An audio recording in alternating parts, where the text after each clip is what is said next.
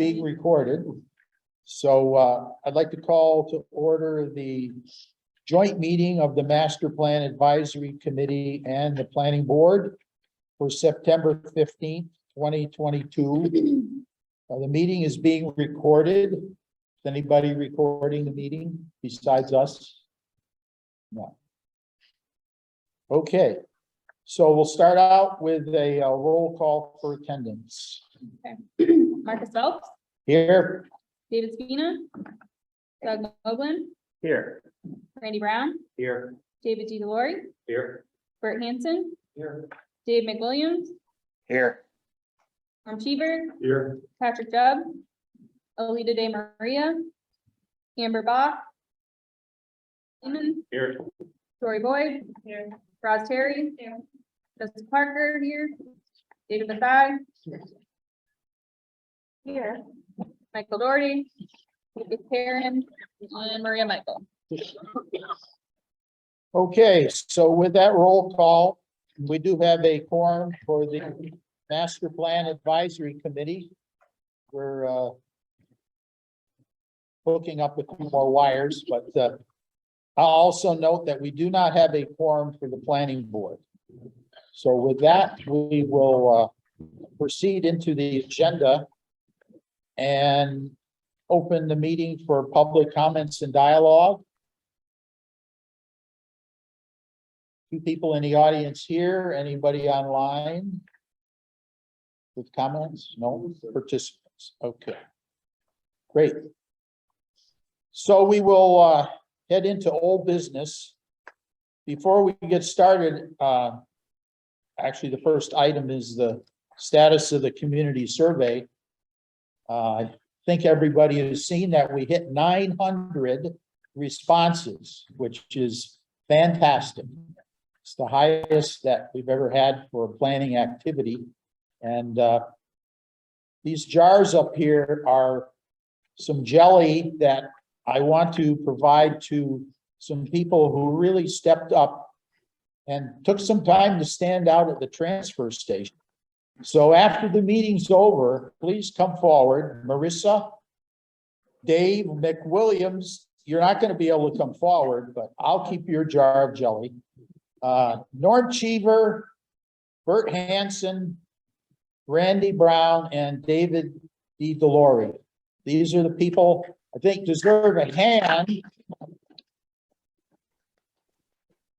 for standing out there, and our survey responses increased after that activity, among other things. The other thing that happened, and John Goddard was involved, was getting the digital sign, a portable digital sign that the town has, working with the police department, got that out. And I don't know, you did excellent job, excellent job. So Ken, I know you sent us a nice 350-page summary of the survey results. Can you give us a shortened version, whatever, summary of responses? Yeah, so what you received is what basically I pared down from a 750-page report that had all of the raw data. And I wanted you to see how much and to what magnitude the free responses were given. So as you can tell, there are multiple and different opinions that have stemmed from some of the follow-up questions that have been present on the survey. But like Marcus said, 900 is not a number to scoff at, particularly understanding and knowing that there were a lot of volunteers within your committee that really were out there and identifying ways to increase the turnout. And so that's something that should definitely be celebrated. And I'm glad that Marcus was able to do that. So I guess a brief summary, and what I'll say too is what I'm going to do with this survey report is because it would be included alongside the master plan final document, usually in the appendix. you're not going to want a 300-page survey report in the appendix. So we're trying to figure out a way to summarize some of the main points that have come in the free response. Obviously, you'll have the raw data and you can do with what as you wish.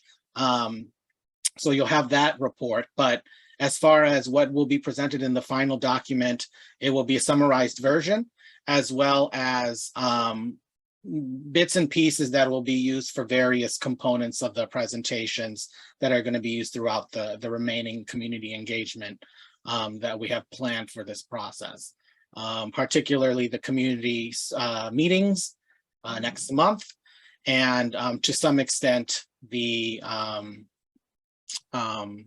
focus groups, but mostly this will inform the actual plan document, as there will be ways to tie in community sentiment from both the survey, the community meetings, and the focus groups as you identify goals and recommendations as to how to implement those over time. So I do want to keep this brief because I think that and you know, I'm going to offer the ability to reach out. The next time you see this, it will be pared down. But if you have any questions about the survey results as you continue to read, or any ideas of how to pare it down, I did. Norm volunteered to take a look at the last questions, the fill in the blanks for the Congamon Lake question. So he'll be able to summarize what those look like. But I urge you, as you continue to review the document, and as this will be presented in a more formal way and probably more bite-sized for the general public for the community meeting, the community meetings, we'll just go through a quick summary of, I think, some of the major points. So, John, if I could share screen, please. Go for it. Good luck.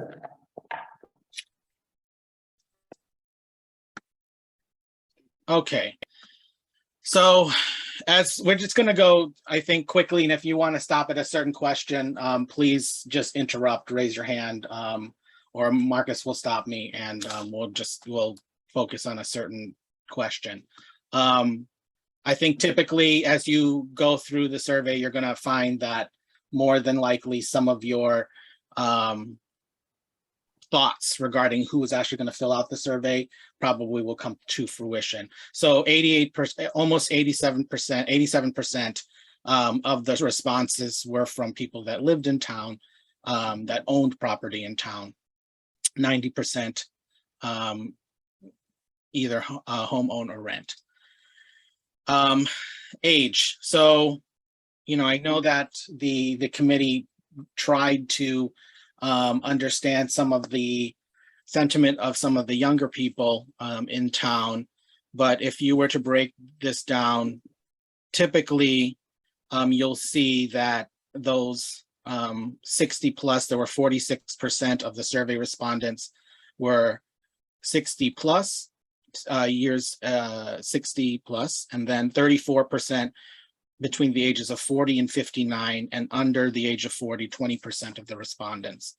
So there will be an opportunity, I think, in community engagement / focus groups to identify ways to incorporate the voice of younger people.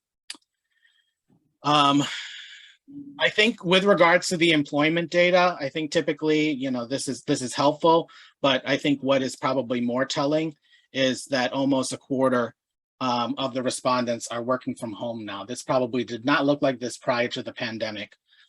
So when I say working from home, 75 to 100% of their time working now is working from home. And to an extent, you know, 65% of the respondents who are working have reported working from 0 to 25%.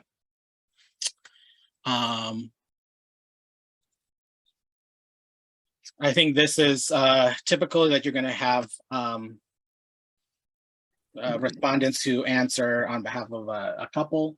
Sometimes I think as I was inputting some of these documents, you would have both two spouses responding with various, you can tell that they were spouses based on the address that they provided when I input the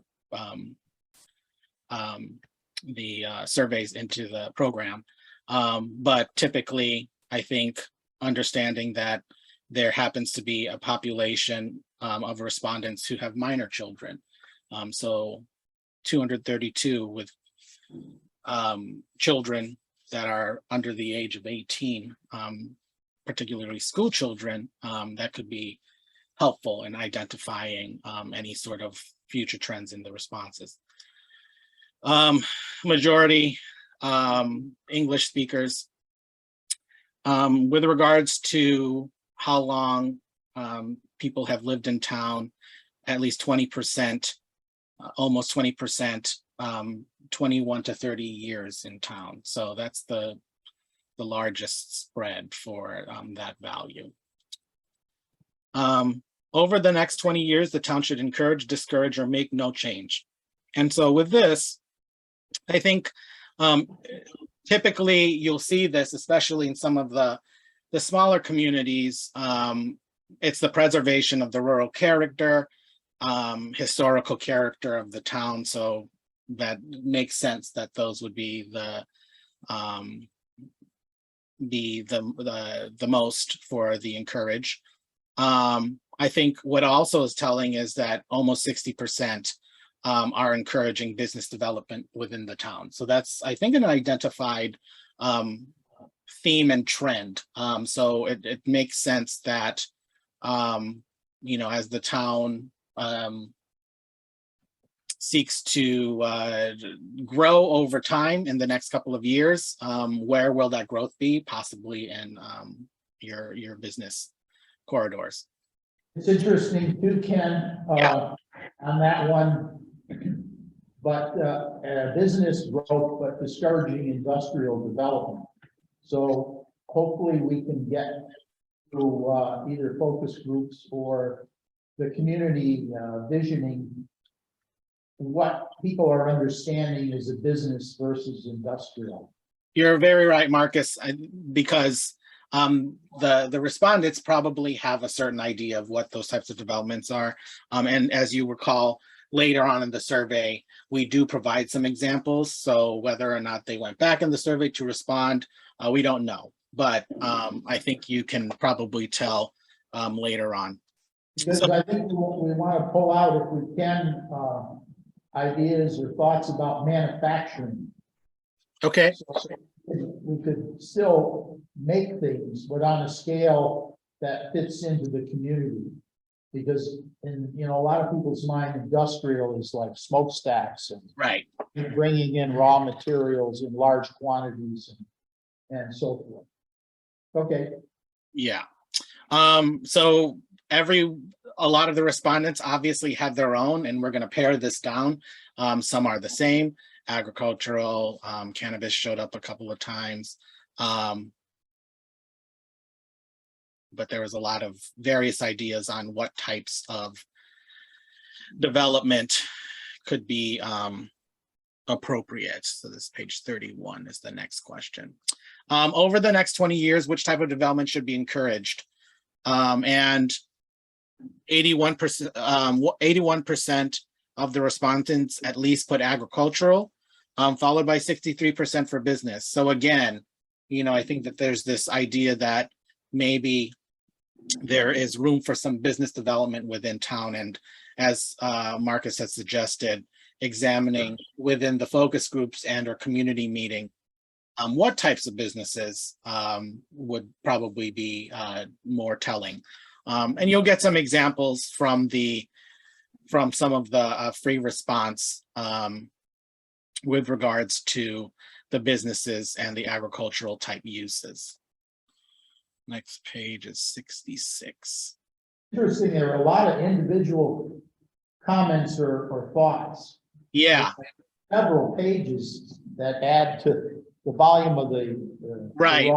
So what usually will happen is at least finding the similar value and providing a count for them if they happen to be a similar entry.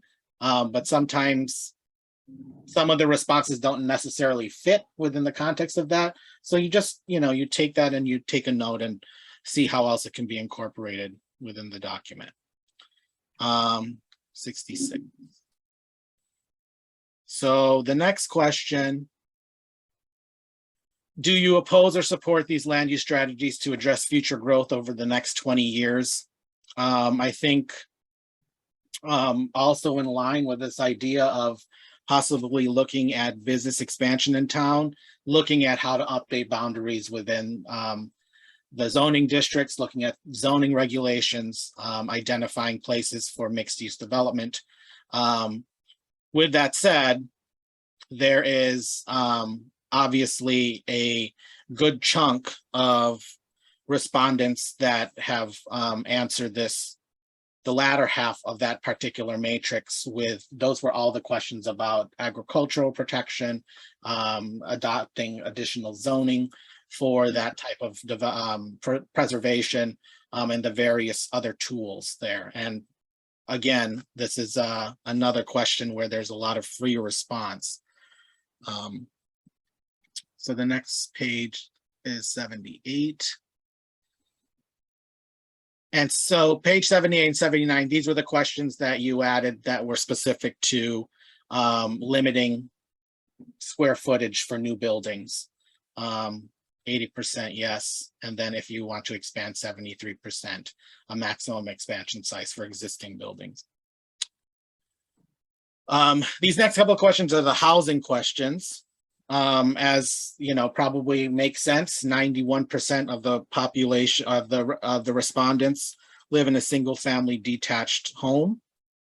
With that, of the respondents, 78.2% believe that there are sufficient housing options for themselves and their family. And again, this was an area where you could, if you answered yes or no, you could provide some context as to why they answer that way. I think what we'll end up seeing in the focus groups and the community meetings is a confirmation of some of these ideas that are presented in the free response.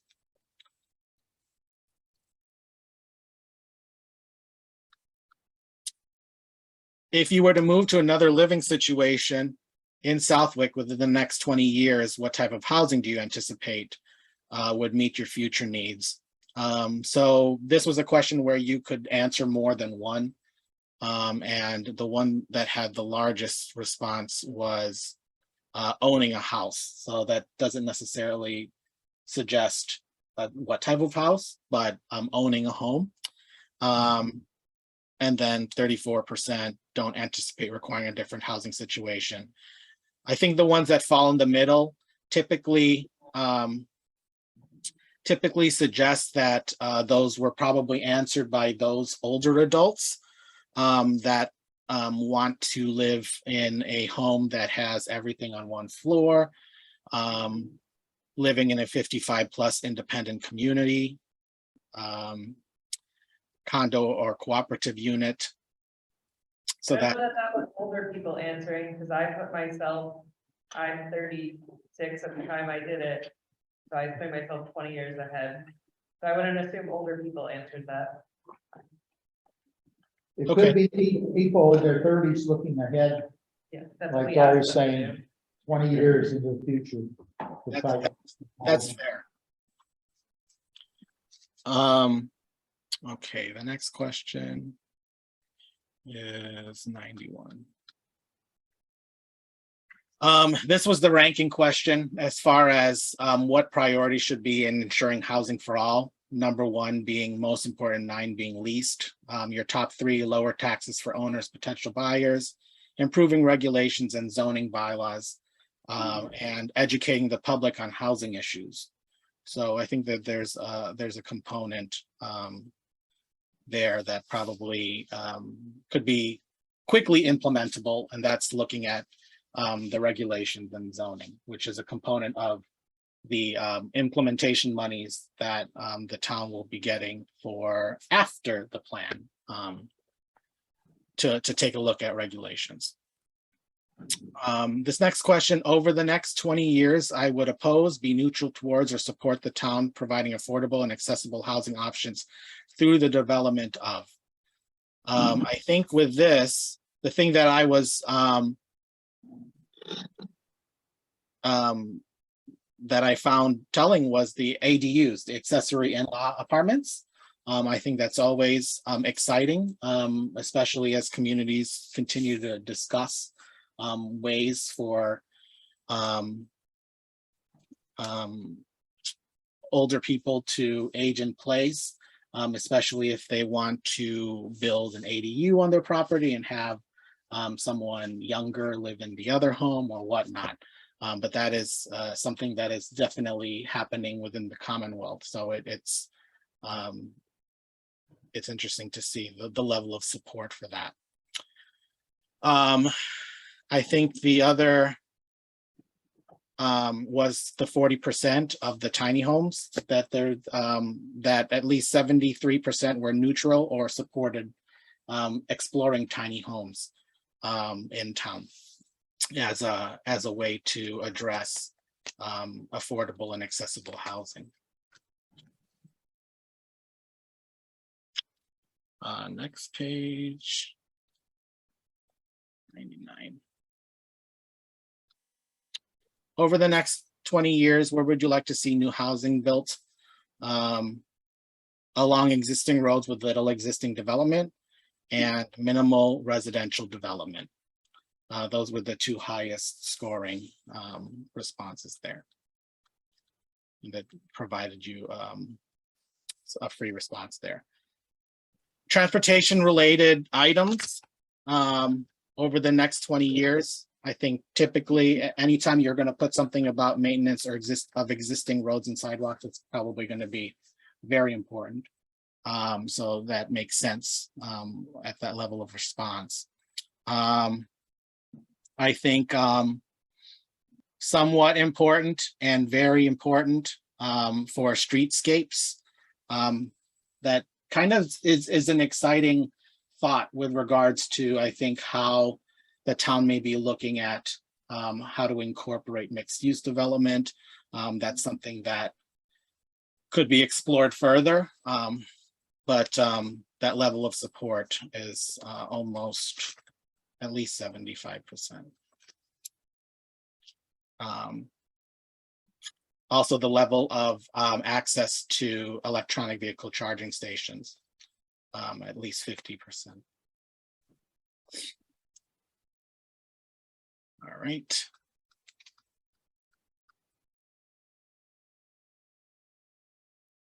And then a whole listing of various streets and sidewalks throughout town. What we'll probably end up doing here is doing a word cloud of some of these areas, especially if they're street names, but take note of any other non-street names and areas of town that could be just insightful for DPW as well as the committee as they present in the plan.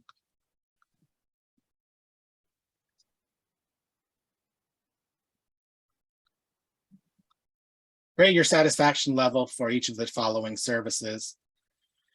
I think across the board,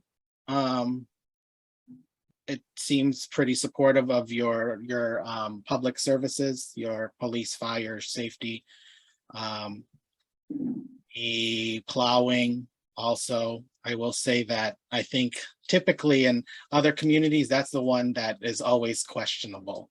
I will say that I think in the other communities that I've seen plowing, it's usually on the opposite end. So great job, Southwick DPW. So Randy. Hey, Randy. I think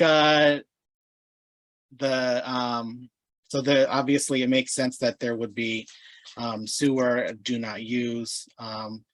I think this is also telling, the fact that many of the respondents, especially those that are older, because there was a majority of the respondents were over the age of, or 46% of the respondents were over the age of 60, that almost 52% of those respondents are not using the senior services. So obviously it makes sense that the younger people are not, but seeing that.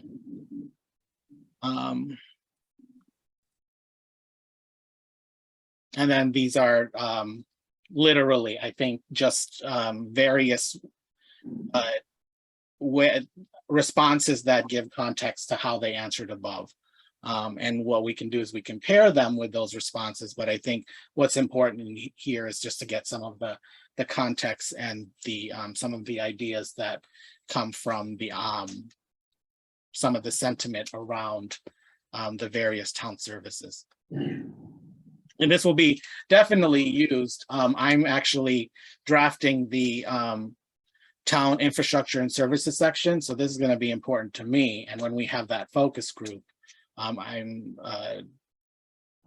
it's going to be insightful to get town staff and whoever you all decide to attend that particular focus group and their responses to that. Any questions?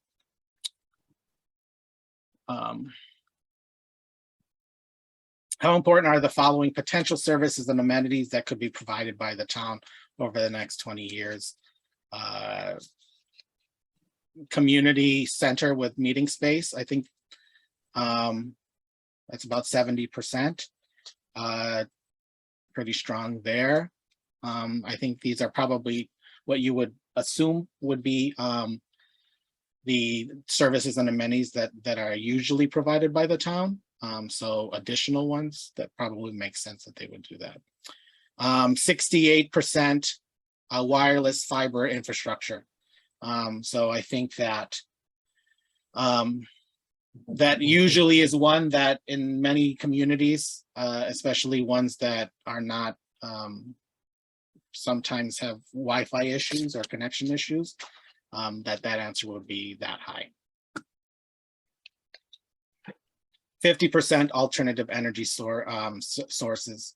So yeah, and somewhat including somewhat important, that's over almost 80%. So that could be insightful for as you approach and try to figure out how to navigate some programs that are across the state with regards to energy reduction over time. Do you use public drinking water? 68% yes. If you answered yes, is the quality acceptable? Almost 3/4 yes. If you answered no, would they connect? No. Sewer. So majority of the respondents are not connected. If not, it's almost in the middle. If they're interested in sewer expanding to the street. So 60% of the respondents to potential change of structure of government said no change, open town meeting. And so there's a whole, there's various responses within this particular question, the perception of Southwick Public Schools. And I think they run the gamut. And we'll take note of any important ones that we can bring across when we have our focus groups.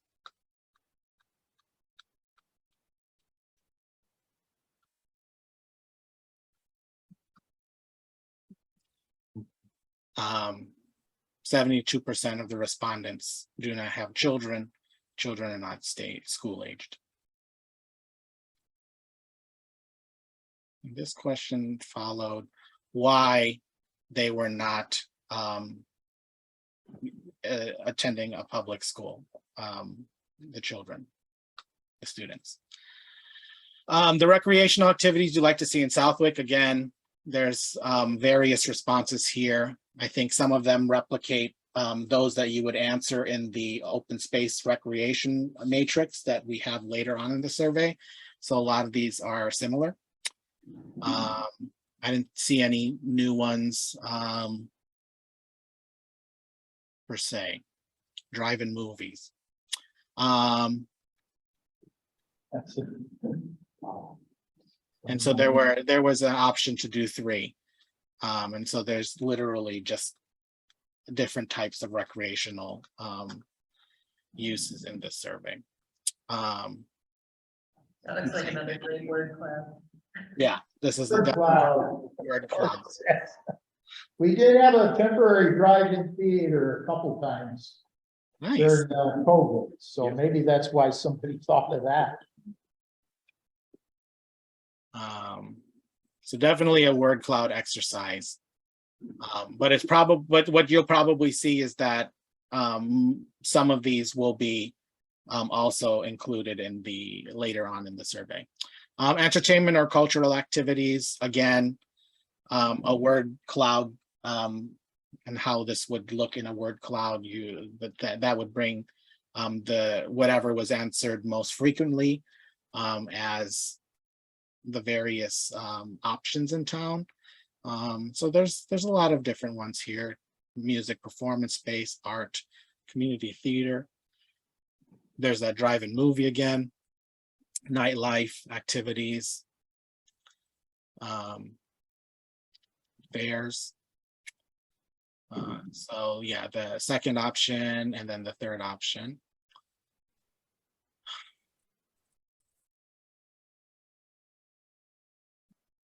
So activities you enjoy in Southwick or elsewhere. So a majority of them are enjoyed in town. Horseback riding, people participate elsewhere. 61.6% of those that answer that question. Court sports, hunting, skateboarding, ice skating, snowmobiling, skiing. And again, this is where folks get to respond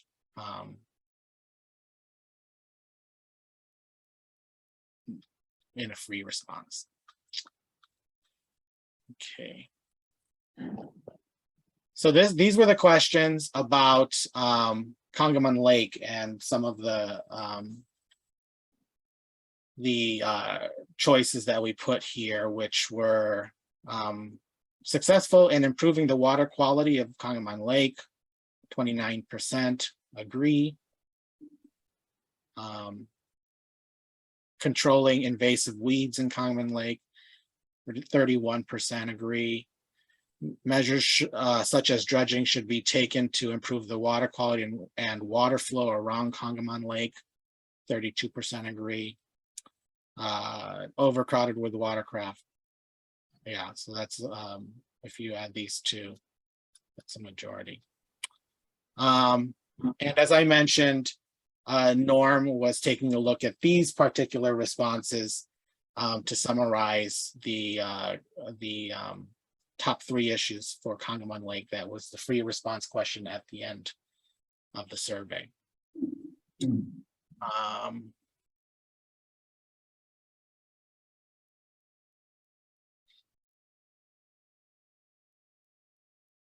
And then emails, which we'll give to when we send out the notices for the community meetings and other engagement, and then all the free responses.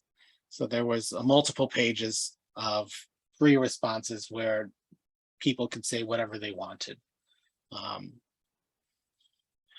for the so some praise. There's some praise for the committee and for the town and identifying that this is important. But that's it for the community survey. And so, like I said, there's going to be a different way to present this, obviously, both in the community meeting and how it looks in the actual plan and how it can look just alone. And then obviously the raw data, which you may want for whatever reason. But yeah. Of the 900 responses, how many emails did we actually get? The majority of them, or not? It didn't look like there was that many listed there. So the question was, with the 900 responses, did many people provide their email address? I don't have the count off the top of my head. I have to look at the Excel sheet, but I have 1, 2, 3, 4, 5, 6, 7, 8, 9, 10, 11, 12, 13, 14 pages of emails. 14 pages. So it definitely will be easier once we put this into an Excel spreadsheet and put it on an email list when we send out our notices and however the committee wants to do that when we start notifying folks. Could we Okay, remove- Ken. Could we remove the email pages and just post the raw data to our site? to give Yeah, them- definitely.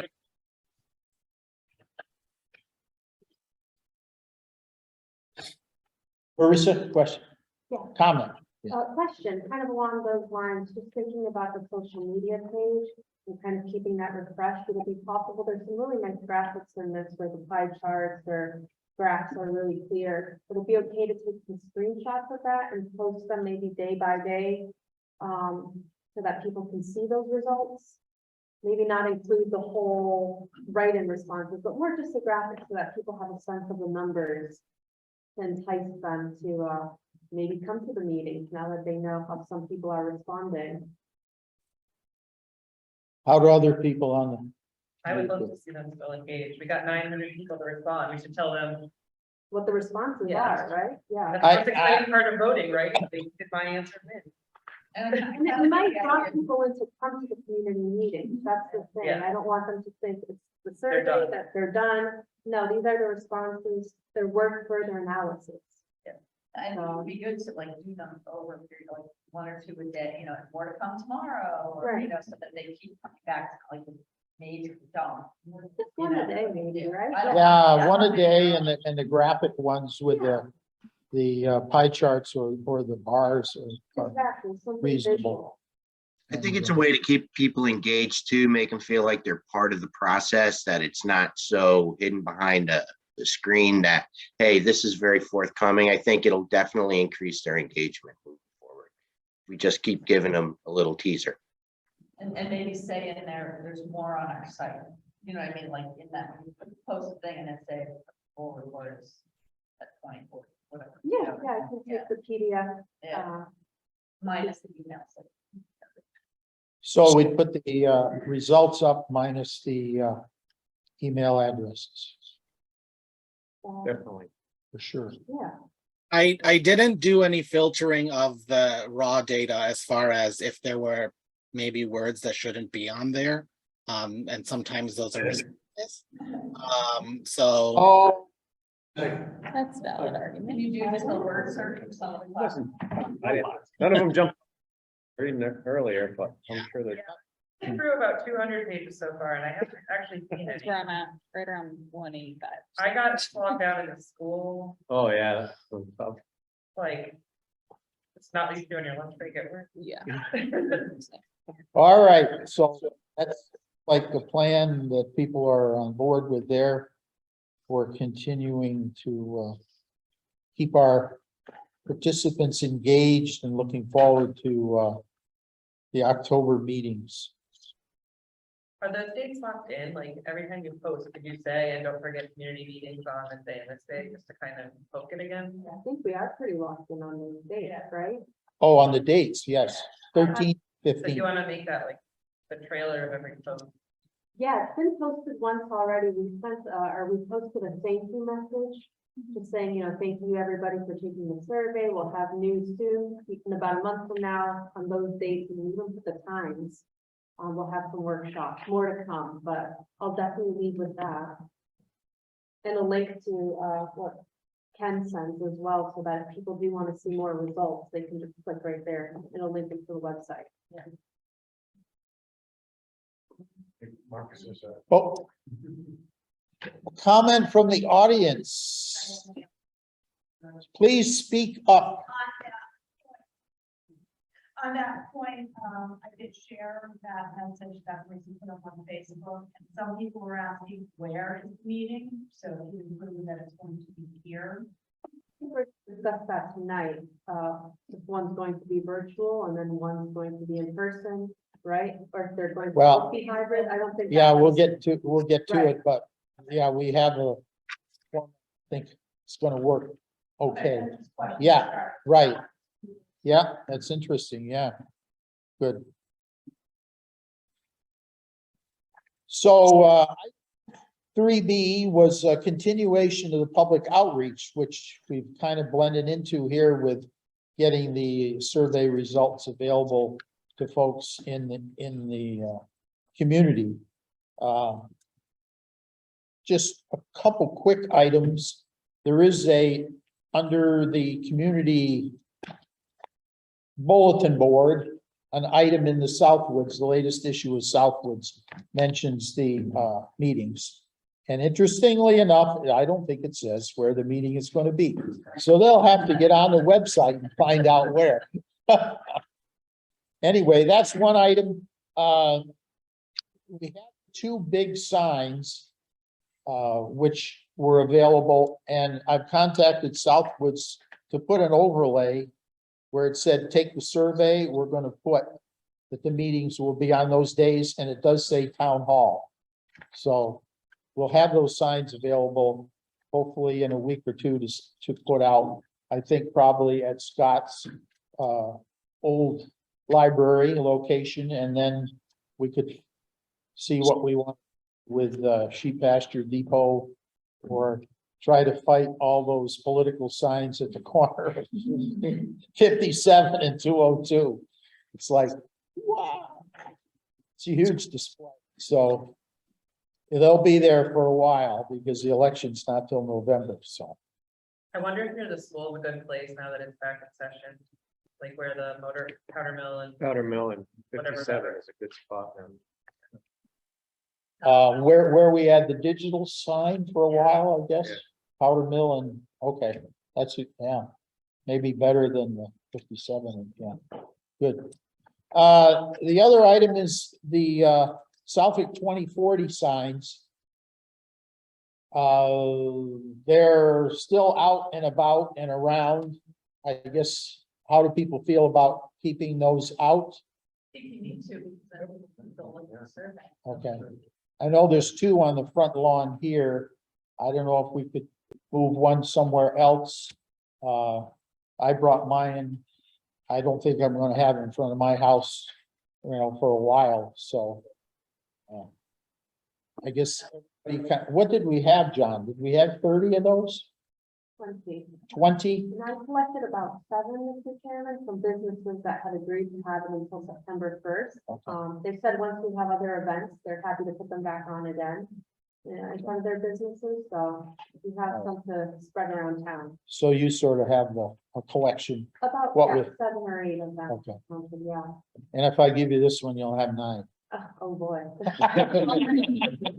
No, So just leave them out where they are? If they're out there, just leave them? okay. Good. maybe I'll move it to the other side of the driveway. Let's see. I think this might be a chance. Dave McWilliams, under continuation of public outreach, do you want to speak about T-shirts? Sure. Can you guys hear me okay? Yes. Excellent.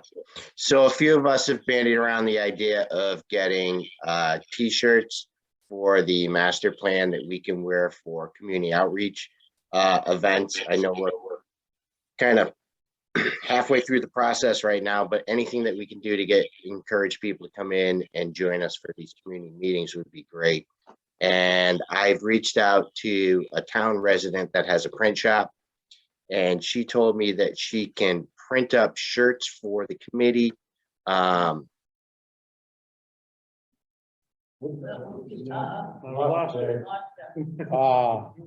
Cliffhanger. The Gremlins.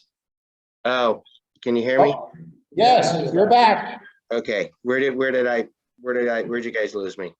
Someone can print up T-shirts for, Yeah, so Marcus and I talked about getting T-shirts for the committee members so that they can wear them when we're at events, but we also talked about handing them out to people during these outreach events for the visioning sessions. So I had my son work up a graphic or a logo that would go on the left breast of the shirt. Marcus, I sent that to you. Do you want to show or do you want me to share my screen? I think you better, oh, Yeah, go for it, Dave. yeah, All right, Dave, you go for it. okay. Can I see that? Hey, Is it being shared? Yes, Yeah, so that would be just on the upper left breast. And we had talked about going with plain white or going with a gold. And the idea of the gold was we think it would kind of blend in a little bit too much. It would kind of get lost if we went with a gold t-shirt. And few people I talked to, quite honestly, probably wouldn't wear a gold t-shirt all that much out and about. Whereas I think a white t-shirt, anybody's willing to throw on a white t-shirt. So if we wanted to go ahead and get this, she's looking at like $15 per shirt for a pretty high quality shirt. And Marcus and I were looking at maybe getting 50 of them. Again, one for the members on the committee, as well as the remainder being for people that come to the visioning centers as kind of a handout or some sort of trivia game that we could have with them during the visioning sessions. So so Dave, I have to comment on the tagline, changing the future, because we've been using creating our future. Oh, really? That I didn't even notice that. I could change that in a heartbeat. That's no big deal. Okay.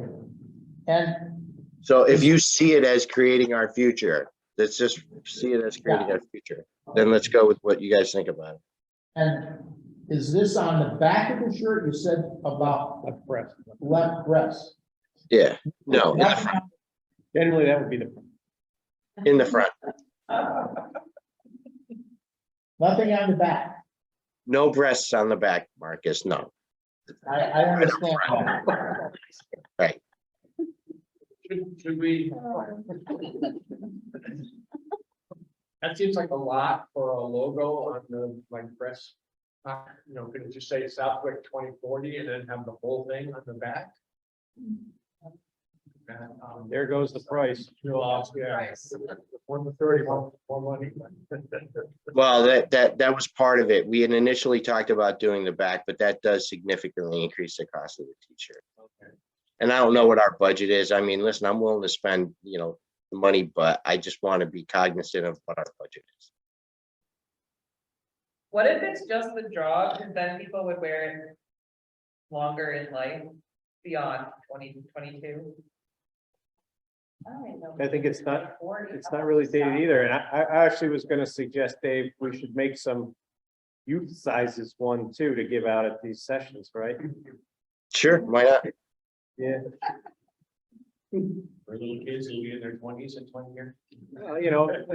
They're the ones, we're kind of planning towards. Yeah, I mean, so what I would like to do tonight is walk away with two things. One is the agreement to move forward to get them. The second thing would be to lock down a design, right? And if we can make those two difficult decisions tonight, we can move on with these and make sure that we have them available to us ASAP. My thoughts are just have jog and creating our future. We all know we're in Southwood, we all know 2040 is in the future, like just make it simpler, but I don't know. That's just my thought. Like we know it's for Southwood, we want to create our future. And what size would this be then, as a logo? On the shirt, it would be like 2 by 3. Like about the size of your cell phone, Like the, So Diane has a shirt, that's what put me in with Sparkle. You have a shirt. with a logo. Yeah, I don't have a shirt with a logo on it. yeah, right here. Stand up, Diane. Please walk up to the owl. Please come forward to the owl. No. So how do you feel about Roz's suggestion? I think it does make it more compact and like Dory was saying, jog is like the you think image that's will continue. Do Go you think ahead. we've done enough of a job yet that the jog is symbolic of the master plan in its entirety in the town of Southwick at this point? But besides amongst us, There's been a postcard that went to a lot of houses. I get it, but usually that type of thing takes a little bit more. People can always ask what it Yeah, is. it provokes a question. I think if you were to ask me, my opinion would be to get rid of the creating our future and just go Southwick 2040 with jog. That's more in line with the theme. I agree with David. I think he's right. It'll help cement jog. When I was at the waste transfer station, someone asked me who the alien was and why. Whoa. Yeah, and they were like, why, yeah, what's the deal with the alien, with the master plan? I'm like, yeah. Nice. He's Yeah, a friendly alien. yeah. So just don't stop it. I mean, 23. No, Yeah. just take, just Southwick 2040 and jog Oh, and take off the tagline to keep it, that'll make it larger. So, okay, so if we do that, do we want to, Doug, I agree. I think some youth sizes would be great. Do we want to increase the number from 50 then? And go to a number where we can add a bunch of youth sizes, or do we want to keep it on 50 and focus on youth sizes? Like, you'll get a break on the price.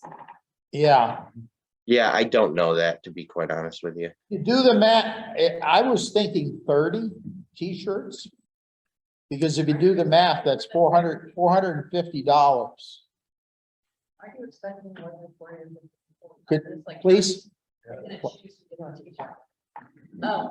Oh, are you only expecting 40 or 50 people at these events, or how are you gonna choose who to give? them? oh, we're not gonna give them, mainly the committee members would Oh, wear I thought them he was saying something about- participating. And Some of we, them too. Yeah. we would provide some way like the youngest person at the meeting or the oldest person at the meeting, whatever, you know. John Goddard, our planner, will come up with some criteria for, or we could get a cannon. Yeah. You could get a cannon and just shoot it out in the audience. John's obviously going to go with the best beard. Yeah, Second place.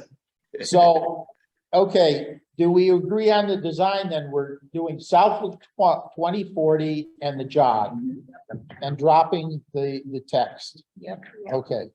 And number of shirts. Does it matter on price, Dave, if we go less or we go with 50? She didn't give me a breakdown on quantities because I had told her the number you and I had talked about was 50. So I would just hold her to the price even if we went down. And again, she's a community member. She'll give us a good deal. Okay, so we need some kind of a motion to authorize a certain dollar figure, which will generate from how many we want. Or the committee wants, What do you say there, $15, 15? Yes, $15 a piece for a white with the logo on the front. There's probably a setup charge too, I guess. Well, maybe that's. There's basic, yeah, I would think it's included. I don't know. $800, $800 for 50. $750 actually, but with Oh. setup fees or whatever. Give more room to maneuver. I second that. I didn't make the motion, I just said. Doug $800. did not make the motion. We know you're ready to second it. I am. I'll make a motion to spend that. I think it's reasonable. I mean, we'll probably go through 20 just for people on the board and then with the first two meetings, and then we're gonna have more events after that. So I'm sure we're gonna go through them all with no trouble, but I'll make a. So David Delory make a motion for spending $800 on t-shirts. And who would second that motion? That was Dave. Dave was gonna- Dave McWilliams would second that motion. I All would. right, Again, I'd second Roll it a second call time. vote, I think so. Oh. White t-shirts. white. What's the Yeah. breakdown? Oh, yeah, we'll have to figure that out. We may, Everyone email Goddard your size, he'll make up the rest. yeah. We will, we may try to go a little on the smaller size for, certain number, but whatever. John, just don't share the sizes on the website, okay? Yeah, Does he go to the webpage? No, no. Okay, roll call vote, on the $800, yay or nay? Marcus Phelps, Yay. David Spina, Aye. Doug Moglen, Yes. Randy Brown, Yes. David DeLory, Yes. Bert Hanson, Aye. David Williams, Yes, Norm Cheever, Aye. Scott Lehman, Yes. Dory Boyd, Yes. Ross Terry. Yeah. Jessica Parker, yes. Marissa Cook Obergon. Aye. Okay, thank you for the vote. Unanimous vote. Anything else under, public outreach? Good. All right, new business. This is the big one for the evening. Item 4A, the organization of the October Community Visioning Sessions. That includes the format and the various jobs that need to be filled with volunteers. I guess I'll start out by saying that the meetings will be on October 13th, which is a Thursday. It'll be in the evening at 6:30 start and for 2 hours. So it'll be 6:30 to 8:30, roughly. May go a little later if people want to stay around and visit. On the 15th of October, that's a Saturday, it will be at 9 a.m., go from 9 to about 11. And the way I believe it will work is that both meetings will be hybrid. In other words, there'll be people here in person and we'll have people online. And both meetings would be the same agenda, the same format. Because we could catch or get people, that can't come on a Saturday, or vice versa, however you look at it. What were the times on Saturday? 9 a.m. to 11-ish. Ken did send out at about 4 o'clock today, Ken, was it? Yes. Information on the format and the need for volunteers to help with the meeting and also the breakout sessions. So maybe Ken, you could go into that a little bit. Are able to see that? There's 2 hard copies here if anyone needs something to scratch on or mark up. So Ken, I'll give it over to you again for a look-see or a little discussion, at least to what you're looking for and what Pioneer Valley Planning is providing. Sure. In talking about the visioning session in general, I think the hybrid is going to be a novel one, in that there's going to be both collaboration and presentation in this. And I think for me, the collaborating hybrid, I haven't done that. I've done multiple hybrid planning board meetings, but obviously those are a little different. So with this, I think if you were to silo both activities out, it is a doable concept. So I think just to begin, I think we should probably start with, and thank you, Doug, for sharing your screen. Start with what is visioning, and this is going to be an opportunity for residents, for those that are going to volunteer to be part of the breakout rooms, to help facilitate conversation about long-term vision using SWOT analysis, that's strengths, weakness, opportunities, and threats. But with that, coming up with various ideas, utilizing Google Jamboard if you happen to be on a virtual space, but in person, using the the flip charts. We haven't done that in a long time, but flip charts, having a big map with the ability to put Post-its on, identifying these places in town if there happens to be a geographic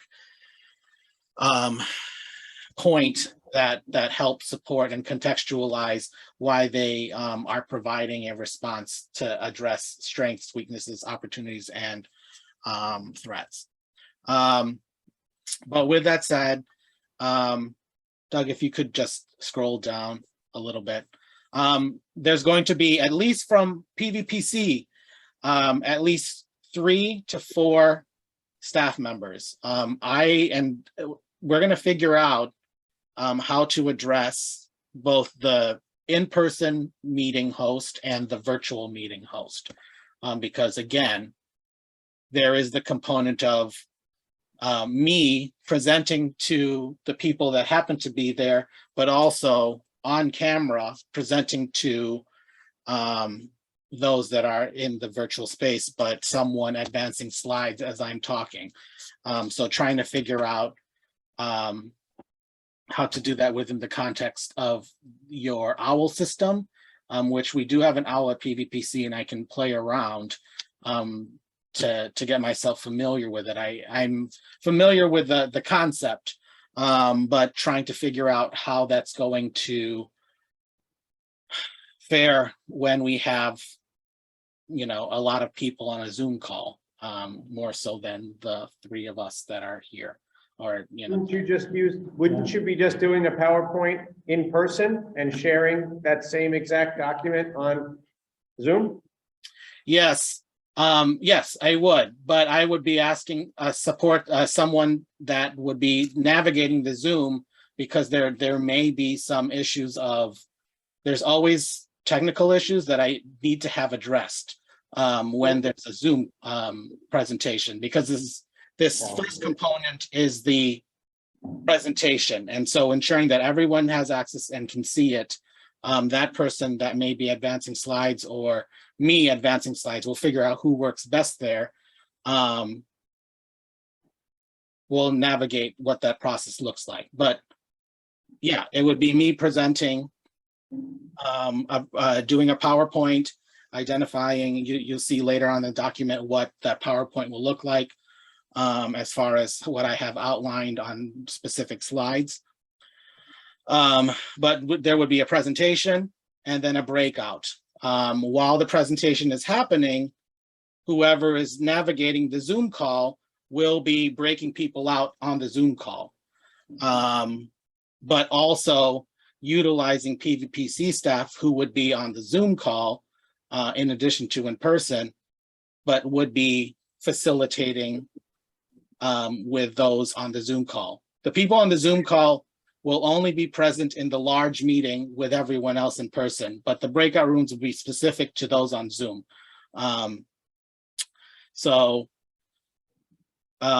There would probably need to be someone facilitating each of those breakout rooms that was well-versed on Zoom, and there's a couple of PVPC staff that is pretty good at doing that. But also facilitating the conversation, documenting comments that may come from those folks that either are not comfortable to use a Jamboard, because you're able to annotate yourself if you want a Jamboard. So it's managing what those people on the virtual space would be doing. The in-person stuff is easy because it's paper and Post-its. The virtual space will be happening at the same time, but those that are on in person won't necessarily be acting with those in the virtual space during the breakout sessions. That's where it diverges. Yeah. The initial presentation is everyone just like it's happening this evening. We have people online on Zoom and they're able to see the screen as things are up there now. And people in the room here can see the screen and hear what's going on. So that, is, to me, works There'll be Easily. different groups though, right? And Easily. I just have to ask what it stands for. Yeah. I wrote No it down. idea. Absolutely no idea what it stands for. That's the other, then we break into the small groups, the breakout groups. And physically here will, I think was what Ken had said in this document. There'd be 3 groups. So we've got easily places for that to happen in the building here. And then the question is the online Zoom people, whether or not Jamboard is going to be something that, you know, people that have just zoomed in would understand, or if there's something else, some other basic way. Yeah. Well, I mean, Oh, I thought about this previous. And I think it can be done. We probably would have to practice this. But we have multiple owls in multiple rooms in this building. So I don't think it wholly out of the realm of possibility to have this room become a breakout and then say land use and the side conference room become breakout rooms. And the Zoom, you could apportion the Zooms to those. You could add the breakout room, I think, to those rooms. And those people that are in those, they would join that breakout room. You would add the conference rooms to that breakout room. I don't think it's that, I'm doing a shitty job of explaining it. no, It's actually- I understand. I'm just wondering, So the whole thing will be hybrid, the breakout rooms are hybrid. yeah, why? Everything would be hybrid. So you wouldn't be forced to have only the virtuals be in one breakout. If it breaks out by topic or some subject matter, people may want to participate in I one or think, the other. It can be done. literal whiteboard and a Jamboard at the same time is gonna be hard to navigate though. True, but Unless like someone, if you wanna say something, you have to type it in comments, like we physically have to put it on the board. that's why I said Say maybe that. we could get together and do a dry run of something like that and we can try it out. Because I could see how you could have, this room join because this is a user, right? And then you just put that in a virtual room and then land use goes into a breakout room. And the third one goes into a breakout room. And then when you're done, you bring everybody back together. It can be done. Yes, the only question I would have, is it really necessary That's up to you, Mr. Chairman. to have, because we could just physically with flip charts do with, participants that are here and just do the online in the virtual rooms with either a whiteboard or Jamboard or whatever. And then the report backs come here, we're all together again. So are the breakouts the same topic, subject matter? Yes, it's, So it's not like yes. one is talking about agriculture and another one's No, talking about, no, housing. no. It's just the same stuff. Well, then Yeah. you could do what you're saying. Yeah, and Ken briefly mentioned that it's the strengths, weaknesses, opportunities and challenges or something. Threats. The same questions. Threats, thank you. The same questions are in So then each you group. could do it however, either way then. Yeah. But I think and Ken's right. I mean, in-person's easy, virtual's easy, hybrid's hard, Yes, right? As we're seeing. Yeah. But I think it can be equitable to do it for however you want to do it. It can be done. Marisa? I guess I question if it's necessary to do a hybrid model. Ken's mentioned before that he's done one or the other, you referenced that does. I'm not sure that we could pull it off in terms of just the number of personnel, reading how many volunteers are needed. I mean, right now, these are our meetings. I know that we have some folks in PVPC. I think it's important though to make sure that there's people from this group along with anybody from PVPC to make sure that there's representation from the master plan committee. Can we pull that up just in terms of numbers? And then logistically, it just sounds quite difficult, and I'm not sure, having gone to several town meetings via Zoom and in person, we always have difficulty hearing each other, connecting with each other, even when it's been only Zoom. Are we gonna get the results that we want from having a hybrid format, or do we schedule an additional virtual format only? I'm not sure. It hasn't been done before, from what I understand from PVPC. Well, so- we're saying hybrid is the group together at the beginning and at the end. Right, And then Zoom for the breakout and physically here Right, into breakout. but are we potentially stretching ourselves too thin in terms of just trying to get a certain quantity, and we may not get the quality of results or engagement because of that? Like, can Thursday be remote, Saturday be in person? Something like that, Set up or hybrid. potentially even add another virtual day after that. I mean, if it's virtual, then ostensibly it should be easier to schedule. We won't have to, figure out the logistics of space, the owl. Or we wouldn't use the owl. if it was- Yeah, we would only use the owl when Refreshments, the groups are together. Yeah. personnel, I mean, I don't think you'd need as many people if you're doing an online only event. Yeah, that would be my apprehension. So you're saying no virtual breakout groups? She's saying do the Thursday and Saturday in person, and then potentially a third virtual only. No hybrid component. Yeah, I think that's what she said. It sounds like, Thursday and Saturday in person only. that could be a possibility. Why don't we do one of them hybrid and one in person and see how it goes? If it- Well, the only thing is there is the time we had, one evening and then one Saturday. So we would try to cover both. I could see maybe doing an additional meeting, visioning session only online. If we did something like that. 3 feels like a lot. It's gonna be hard with scheduling, I think, to do another one. I think you could, I think given what we just talked about, the breakout rooms being, not having to go through all that, because it is technically challenging, and just having a virtual breakout room and the in-person breakout rooms, I think we could make the virtual, the hybrid work. Yeah, I think I we, think you can. yeah, I think we could. I think we Point can. taken, though. It is, I mean, it's tough. Like, hybrid is the hardest thing. But I For a think meeting. if Pioneer Valley Planning Commission operates the 2 virtual breakout rooms. I think that would be decent with somebody here also monitoring.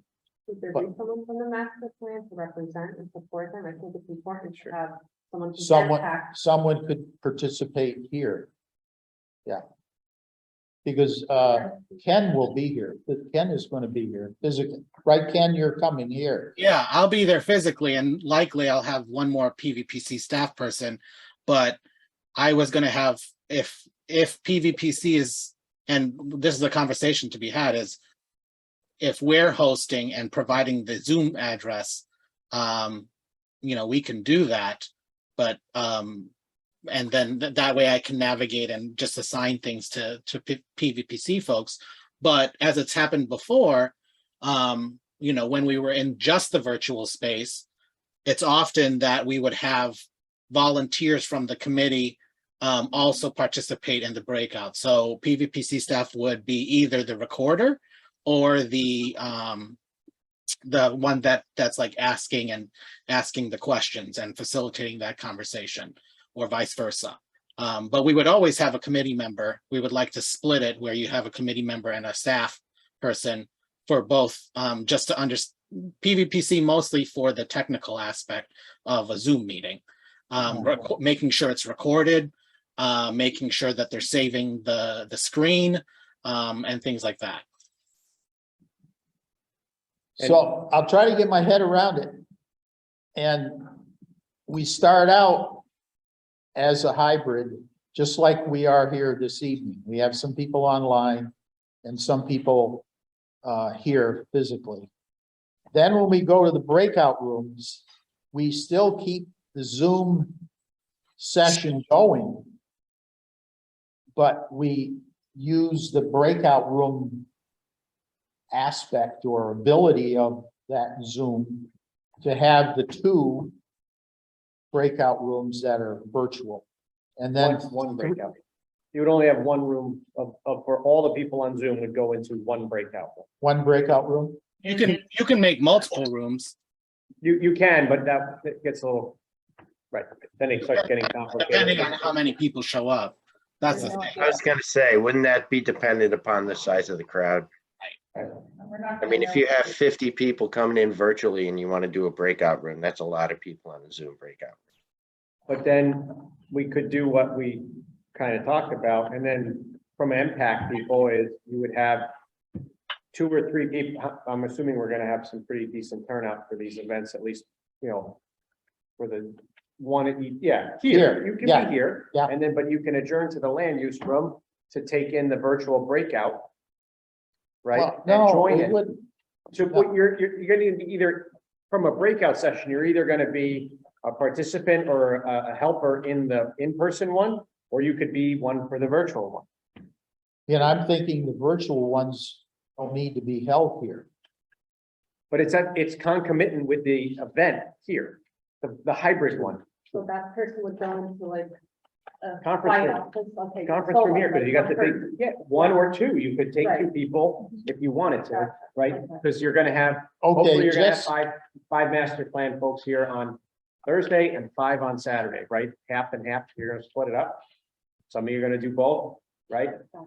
But then you could have, for the portion that you do for the breakout, you would take in the breakout, and then when the breakout's over, you come back.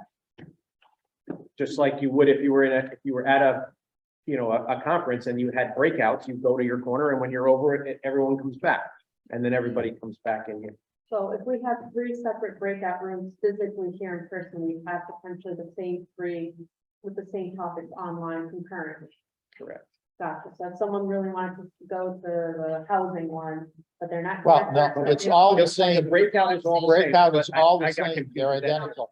But they're all the same, but let's say, to Dave's point, we have 100 people show up. Gotcha. So we're gonna put 33 in each room, each virtual Right. breakout. Especially then, when do the more, specific topics? Focus groups, That's focused. That's the focus focus. groups, So there's, this Yeah. is very general. right. Okay, It's strengths, weaknesses, opportunities, and threats. very general, not Right. related to any particular topic. Right, Okay. exactly. The whole gamut of things. Okay. We have a month, right? to plan this? Oh, of course. And we're not meeting again until October 6th. So And then there, the focus groups are when? At a different point. in November. At a different point in time. Yeah, they're at a Right, different that's a point whole in time different. out of this session. Okay, right. So you're saying that 2 or 3 of the committee members would go up to the land use room and participate in, With a PVPC person, yeah, in a virtual virtual breakout room. breakout. Right. And that can be done. And like I said, we will get together, Ken, myself, and whoever else wants to do it. And I'll get Ken Stomsky from Channel 15, who helps me with a lot of the Zoom stuff, to do it kind of a dry run, so we can practice, so that, we're not messing around with this the night of it and trying to figure out how it doesn't work. We'll give it a whirl. I And guess some it's people good can for join remote. Why the virtual host would come here, because it'd be quieter for me to do it at home. And not need to find another, like, I don't want to do it in the bathroom, it's the only quiet room here, For, I'm If I, sorry, like, if I were to be a virtual host, why would I physically come here? Why wouldn't I just do it from my house? I just thought you might want to be here in person for the event itself.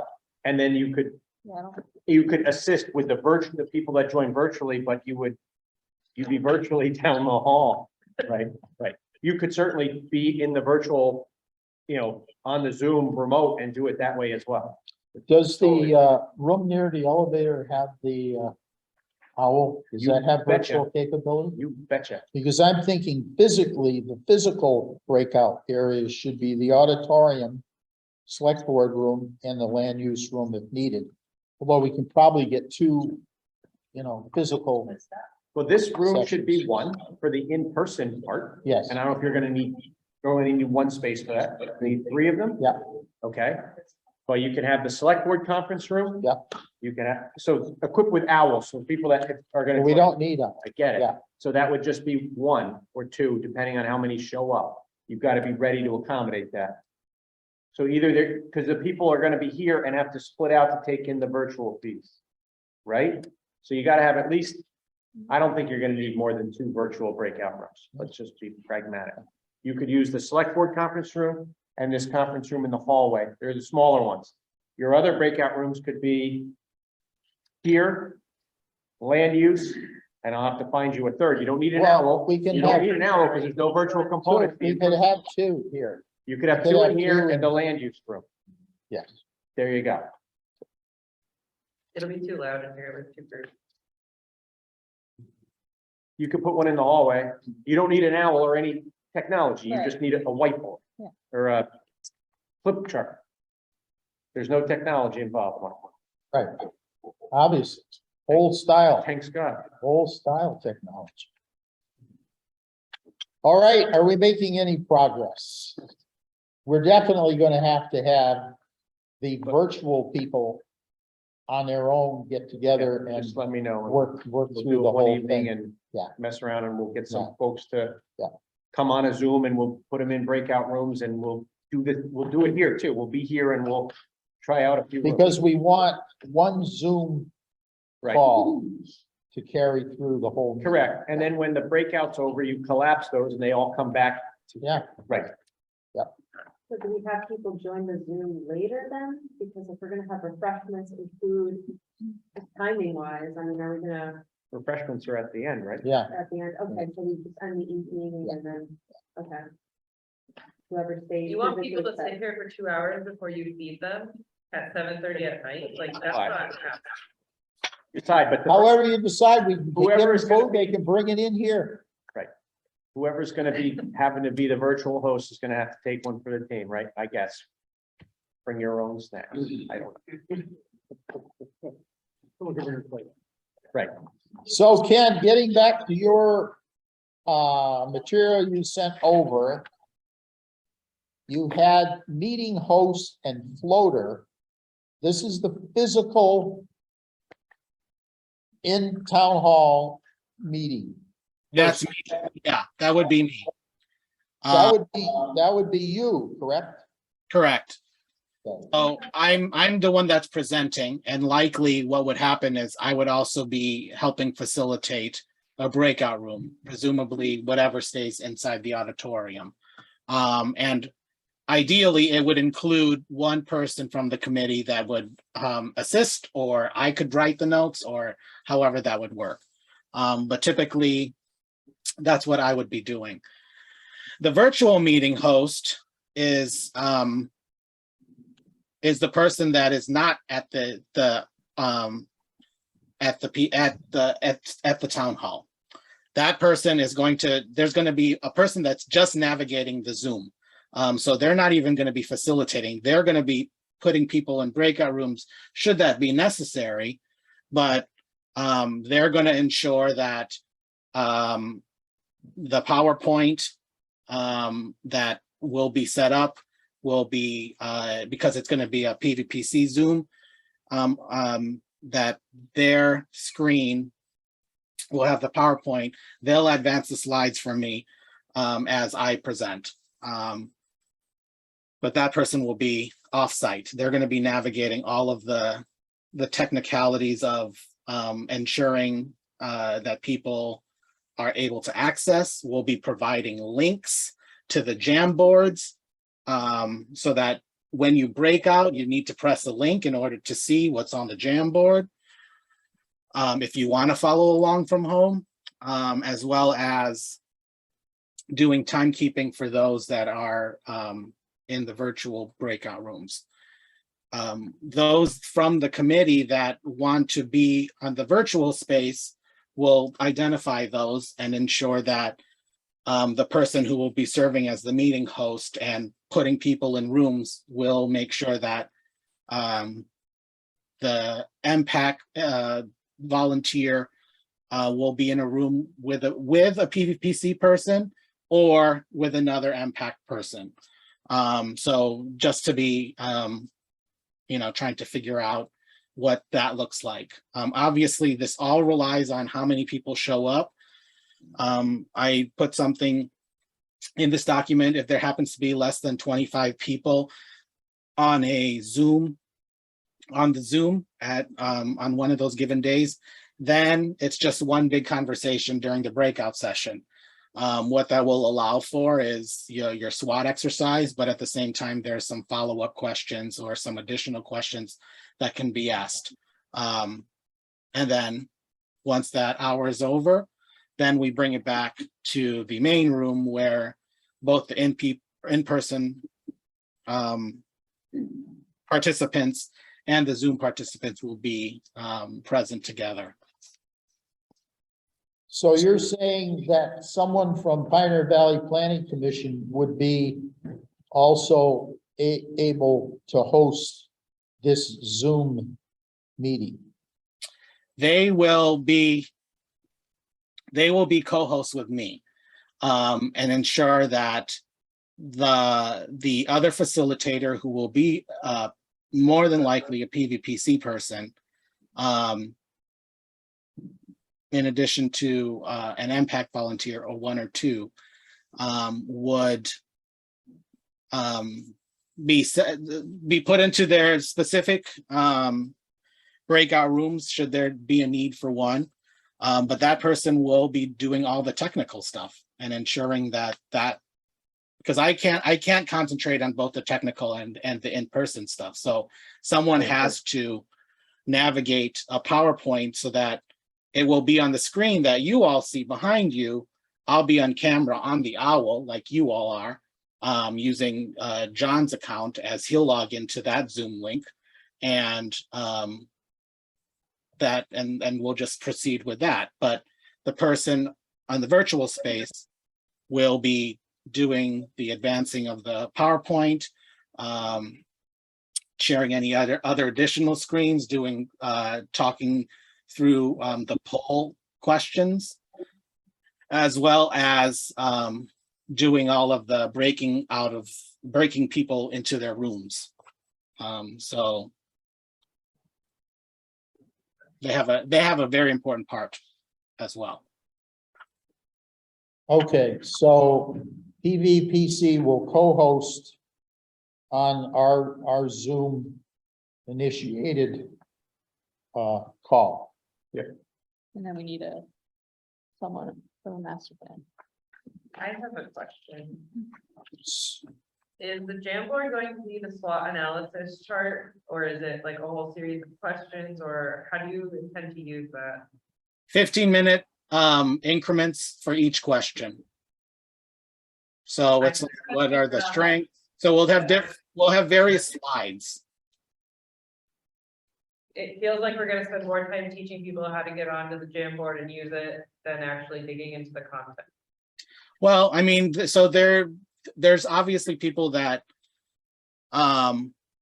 will want to do it themselves, but then there may be some that don't. But using the annotation feature, obviously there's going to be a little bit of training, and we'll just, if there needs to be a quick exercise of doing that, we can do that, and we should do that. But what I've also found in the virtual space is that there are people that don't want to, that will just say, I don't want to participate, but here's what I want to say. And then the recorder, either the MPAC volunteer or PVPC person, will put it onto the slide.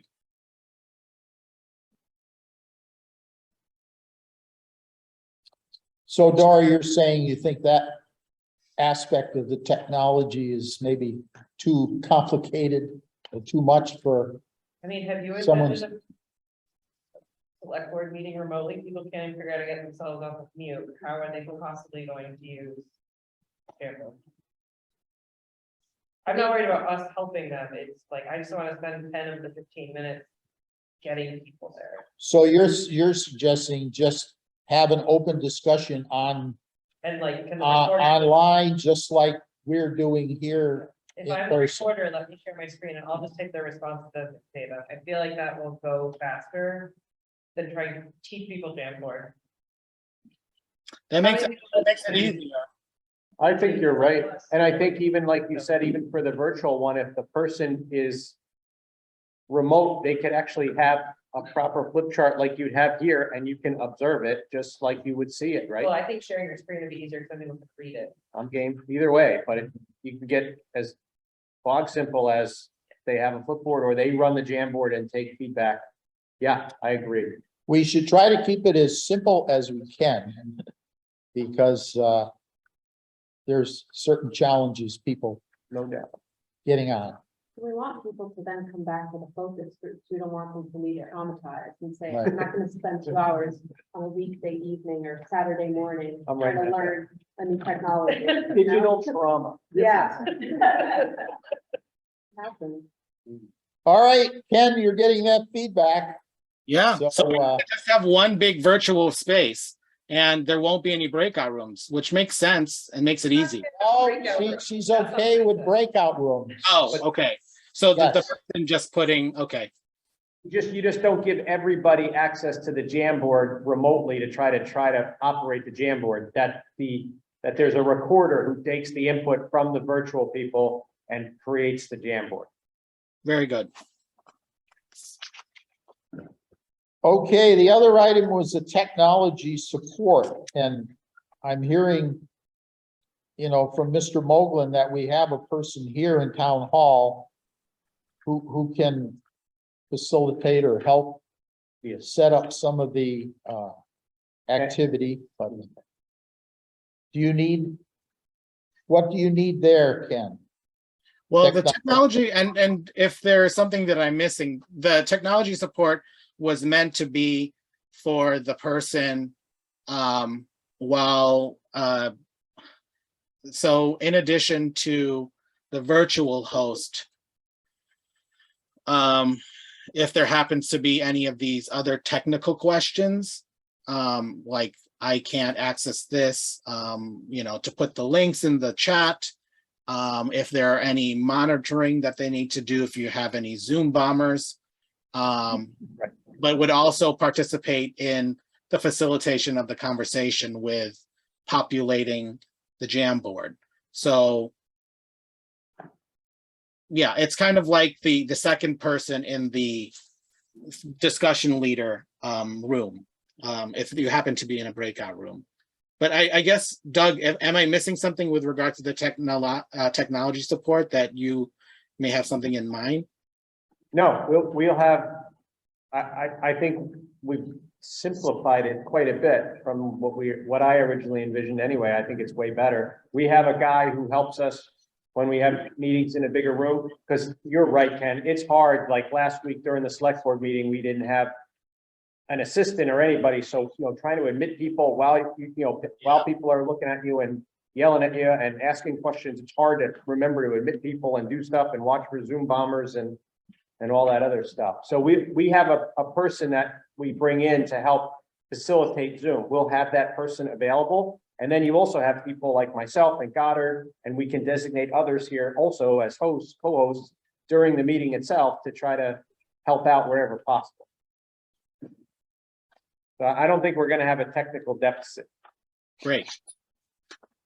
So do we have, Nor digital trauma. what's the fellow's name? Ken Stomps, Thanks. but Randy's a Zoom expert, Goddard's a Zoom expert. Right, And and we have Thursday night and Saturday morning, so correct. is Ken gonna come? We can have Ken here on both Okay. and Probably should then. cards on the table that in case I sign him. I'll be here, I believe Thursday night, but Saturday I won't. be. It's nationally, it's like parents weekend at every college. So, Oh, yeah. I will be here. and I was looking at Dave, I was thinking the same deal, right? I'm not sure. I guess we'll be leaving late Thursday night now, not Thursday after that. Ah, A 9-hour drive. let's see, trying to move through this, I guess. The in-person aspect. We've got physical places where we can have the flipboards and flip charts. Right. And everyone is doing the same discussion as far as the strengths, weaknesses, opportunities, and threats. For a map, we have the zoning map. I believe we have 3 copies of that we could have for each of the physical breakout rooms. Well, I mean, what I was thinking, Marcus, was just to have us print out 3 large maps so that if people wanted to write on it, instead of the Post-its, that way we could capture and scan them so that they can be a product of the plan. Okay, so you're gonna provide them that? Yeah. For the physical, For the breakout rooms, yes. yeah. Good. Quickly going back to the, well, staying actually with the in-person. For facilitators, you said you'd be here. And you'd like to be involved with the group that's in the auditorium. If we have two other locations, I can help facilitate. And is there anybody else on the committee? I can. Marcus, I'd be happy to facilitate, but like Doug, I can only do Thursday. I can't do Saturday. Okay, so Dave McWilliams. Thursday. Correct. And Jessica Parker sitting next to me said she could. Any particular? Can you do Saturday or not? Yeah, I plan to be here for both, honestly, so Okay, I can help wherever for either one. so Jessica, I don't know if this makes me a facilitator, but I'm happy to do someone online, typing what people, whatever we call that, that's what I can do. so Dory can do the assist with the online recording, the virtual. Great. I don't know about both days, but I can on Saturday. So you are good on Saturday. Do we have anybody for Thursday evening? Well, Doug, you're gonna be here Thursday I evening. believe so, yeah. And I can be the one for the virtual breakout if you need me to. So we'll have Mr. Moglen on Thursday evening.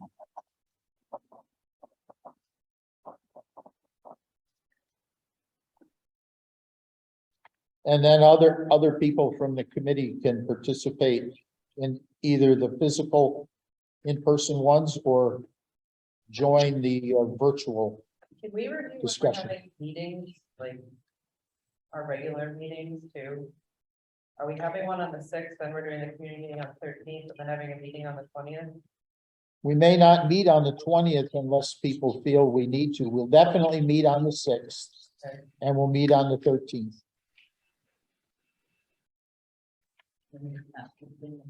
Pardon? Then just in November.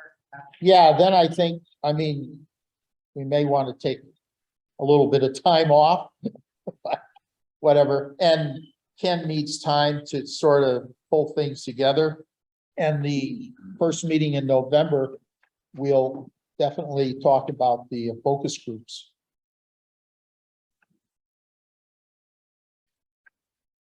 Okay. So then we have the outline of the presentation, Ken, there at the end, you had written down the outline. Yeah. And the times need to be adjusted some because if we do have 5 groups and they take 5 minutes each to report back, that's 25 minutes. And you had allowed 15, I think. So you may want to look at that again. And possibly shorten up the presentation, the introduction and the presentation on the summary of the survey to get people going and talk about the objective of the visioning meeting. Yes, that's great. And I'm always happy to present less. So, yeah, no, that's great. Well, I think 20 minutes, I mean, originally you're looking at 35 minutes of just talking at people. Yeah. So if we cut it back some, it would be, I think, better. Yeah, I think one of the things, and we can address this now,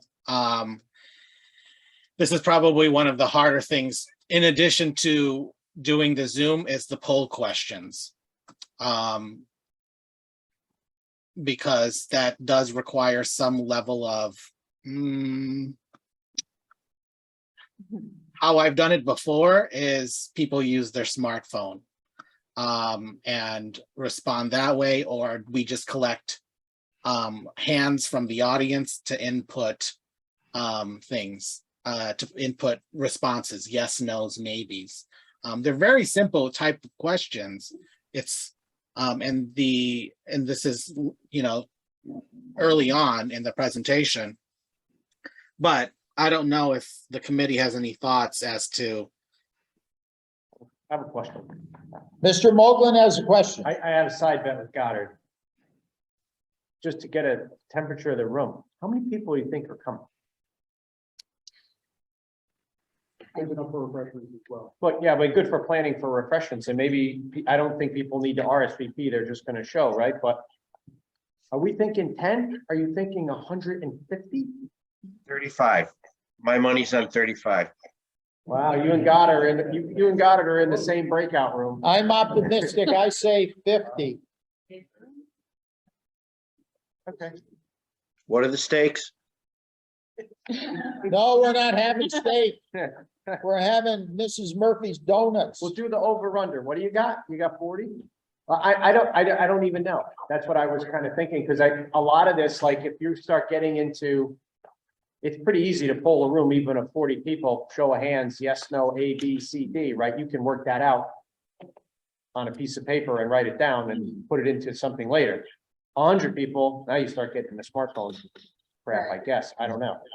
But, because you can do polls on Zoom, but it starts, like you said, getting people to unmute on Zoom, let alone vote. I don't know. Ken, what's your experience of a similar town, say, similar size town? Well, like I said before, it was specific to either the hybrid or either the virtual or in person. And so as far as attendance, and when we were in person, there was only one. So One meeting. anywhere from 25 to 50, I think is a great, like, that would be awesome if you could get 50. Like, that would be great. But with regards to this idea of polls, I like polls. I think it just like a nice interactive thing to break up the monotony of the presentation. If you don't like it, we're obviously having the breakout rooms, which will get everyone to talk. But I've used Poll EV, which is a website where you put in a poll question and people like put in a code. Again, it probably requires some training, right? Of how to like navigate this particular website, but it's like real-time stuff. So I don't know. I've done it. I just don't know how, I don't know. We're thinking kind of low tech. I don't know, you know, where we are with the Have you seen the abilities. way we do town meeting? We hold colored pieces of paper, Yeah. like we're. Red and green. We have a comment from the audience, Barb Westcott. Retired high school teacher, one of the things that kids really like, and then I didn't have to explain as much, is I put up newsprints, put a question, and then put possible answers under it. And they can go around and put stars on it, check it off.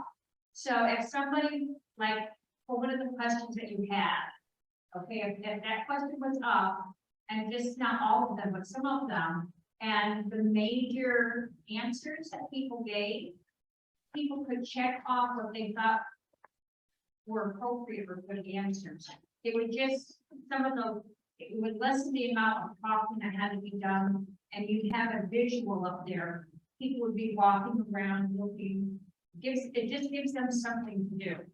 I know high school students love that, and it made it faster.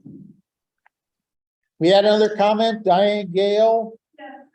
How many people do you want? How many people do we want? Want the committee for people in the public? Getting comment. We can accommodate how many in this room, in the How many auditorium? too many, Ken? How many is too many? Well, it's too many if we don't have enough volunteers. That's the thing. If we have, and if people are, you know, if for all of a sudden you're like, we have 100 people here, we can't just do 2 breakout rooms or 3 breakout rooms. You need to have multiple breakout rooms. So it's like, then we'll have to pull out 2 additional volunteers to help facilitate and help do that, but then also identify if there happens to be another space in the town hall where you could do that. The thing is that I think you have going for you is that you have 2 sessions. So, Right, we have 2 identical sessions. right. So I think when we put out any information, we should make that clear. Yeah. So someone, you know, doesn't feel they have to come Saturday, that if they come Thursday night, they're gonna miss something. Or vice versa, so. You got to RSVP for this thing then, so that you can plan accordingly. I think. You got to. Because you could have 2 Thursday and 150 on Saturday And we or told them. vice versa. We need to know for food, if nothing else. Yeah, that's it. But they So- can still show up. So we need to set up some kind of RSVP.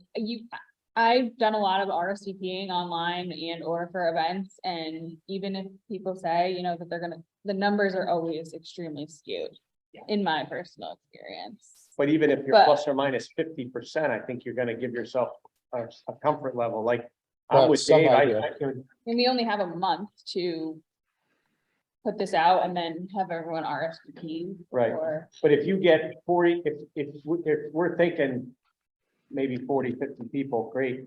But if you get 50 RSVPs, you go, okay, we could have 70 to 30. Right. And we're like, okay, plan accordingly, you know, plan for 70 and 30 show On up. the day, like, you know, so they say which day they're coming to. Yeah. Yeah. And then, you know, then you'll at least have an indication. You may not need as many people on Saturday. You may need double the people on Saturday. I don't know. The other thing too is, I mean, we keep talking about using these other rooms in the building, but do we know for sure that those buildings aren't being used by other committees during those evenings? Yes, keep, Mr. Goddard to check into that, because that, you know, Board of Health and Water sometimes meet on Thursdays. I believe our administrative assistant Megan has checked that out, because I did ask that question of Okay. her a couple days ago. And there weren't any conflicts. And I believe Saturday, So you can just book it and you can have the place to yourself. Diane Gale, one more time. One last thing. Yeah. Messages on the outreach meeting should say both meetings are going to be identical to one. Don't come to both. Yeah, you don't need to. Somebody may want to come to both. I mean, you know. but- All right, the last burning thing I have on this, on these visioning sessions is the childcare. And Barbara Westcott has joined us this evening. She is volunteered to help coordinate, facilitate, setting up some childcare in the community center, which is, you know, on the lower level. So I could see a table in the lobby here for registration. And Barb, do you want to say anything, please? Speak up some too, so everybody can hear. I'm hoping that there will be groups to register for their particular things such as 4-H or Girl Scouts, Cub Scouts, because there has to be an adult that is 4-H check. Okay, and any leader has to stay with their troop. So if there's a small troop of Girl Scouts that come, they can put out their brochures to try and get recruitment. But they would also be the ones who would do some kind of activity with the kids. And I would appreciate it if someone from our committee could volunteer to come alongside Barb as far as helping with whatever needs to be done as far as setting up and getting things for that.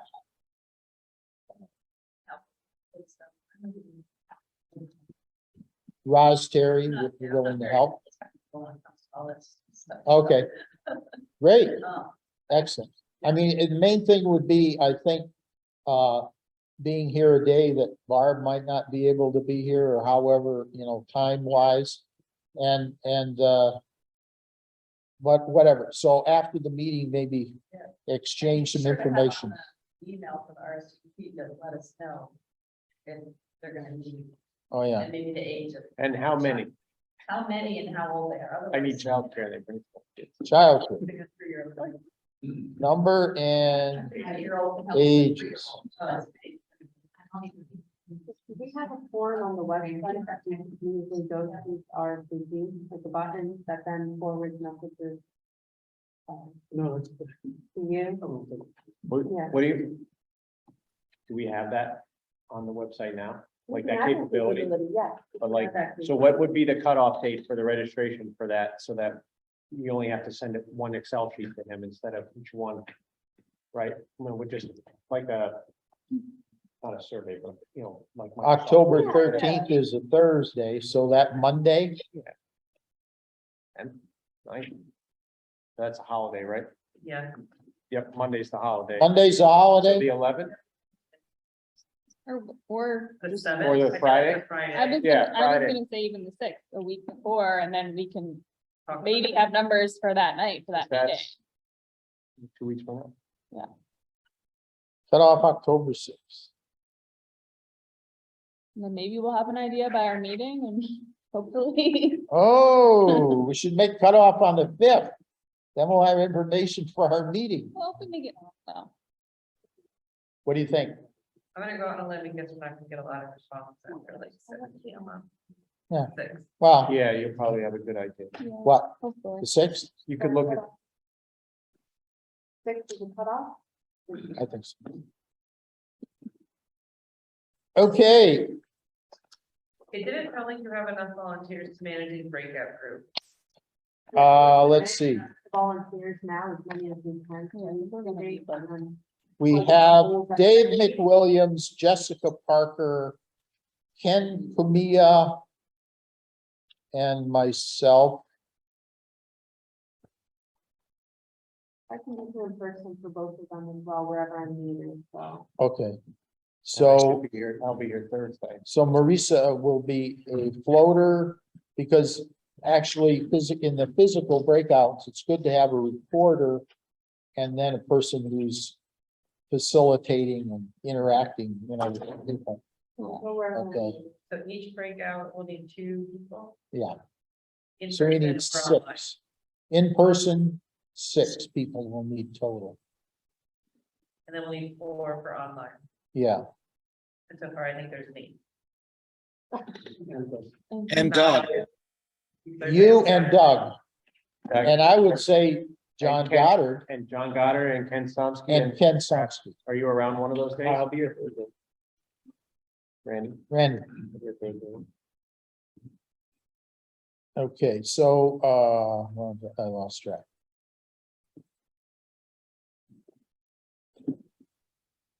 Norm Cheever's been awful quiet. Would you be able to facilitate? I will be here. Which day? I plan on being here both days. All right. I'll put you in too, if that would work. And, Larissa. I do have an input for Ken, For Kent? it's not related to this subject. Oh. Okay. The input is presentation font size. The last- Ken, presentation font size, Mr. Cheever's commenting. The last document that was up on the screen would not be visible in the back of this one. oh, yeah. This was a Word document, so definitely a PowerPoint with larger font.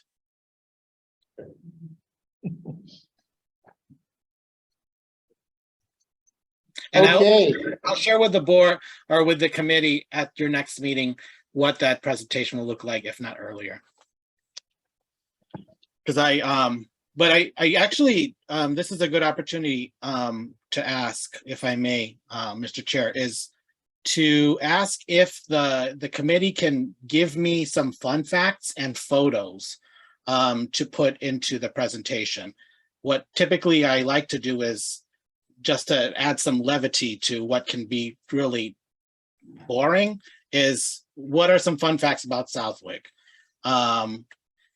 And then at the same time, if you have some nice photos for me to incorporate into the presentation, I'd like to use that. And you can use jog a lot. Yes, and Jog will be very present in the presentation. We have photos from for sure, right? That we could utilize. Yeah, I can forward those your way, Ken. For So sure. Marisa can send you some photos. Great. Fun Uh, fact. Fun facts, I guess any of the board members who have some interesting facts. Does everybody know where the bell from the Dickinson Grammar School is located? Not many people know that. But they'll get a t-shirt if they know. You should get a t-shirt if you know what the Dickinson Grammar School is. Whoa. You could run for that committee. Good, thanks. All right, we spent a lot of time on this topic, but it's a very important topic. And I'd like to move on, if possible. Good. Item 4B is the focus groups. Topics, participants, and process. Just to start it off, I'm thinking of a couple things that would be important to have as focus groups. And one is the teenagers. I'm thinking it would be good to have possibly 2 assemblies at the school, one for junior high and one for high school. I think, Ken, when you were over in Long Meadow, was it East Long Meadow? East Long Meadow. Long Meadow, you did have 2 student engagement sessions. And I think that would be useful as something under focus group activity. So however we want to set that up in November, you know, probably John Goddard can facilitate some communication to the school.